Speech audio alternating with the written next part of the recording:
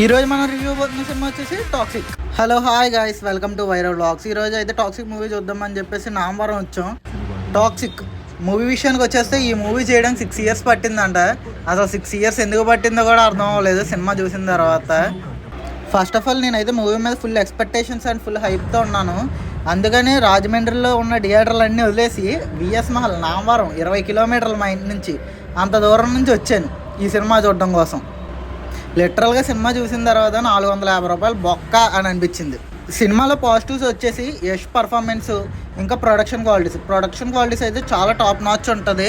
Yash performance కూడా చాలా బాగుంటుంది. సినిమాలో 3 హీరోయిన్స్ ఉంటారు, కానీ ఏ హీరోయిన్కి అంత స్కోప్ ఉన్నట్టు ఉండదు. రవి బసూర్ బ్యాక్గ్రౌండ్ మ్యూజిక్ కూడా అంతేం లేదు, కొన్ని సీన్స్లో వర్కౌట్ అయింది, మిగతాదంతా నార్మల్గానే ఉంది. సినిమా స్టోరీలోకి వచ్చేస్తే అసలు స్టోరీయే ఉండదు. సినిమా అసలు ఎక్కడ మొదలవుద్దో, ఎక్కడికి వెళ్తుందో ఏంటో, లాస్ట్ 15 minutesలో మనకు ఒక చిన్న ట్విస్ట్ ఉంటుంది. ఆ ఒక్క ట్విస్ట్ కోసం ఈ మూవీ చూడాలంటే అవసరం లేదని అంటాను. పాపం దిల్ రాజు ఏమైపోతాడో ఏంటో. ఫైనల్గా వచ్చేసి మూవీ అయితే నాకు నచ్చలేదు. నేనైతే చాలా డిసప్పాయింట్ అయ్యాను. ఫుల్ హైప్ మీద వచ్చాను మూవీకి అయితే మాత్రాన. ఎగ్జైట్మెంట్ మొత్తం పోయింది సినిమా చూసిన తర్వాత. ఈ మూవీ పెద్ద డిజాస్టర్ అండి.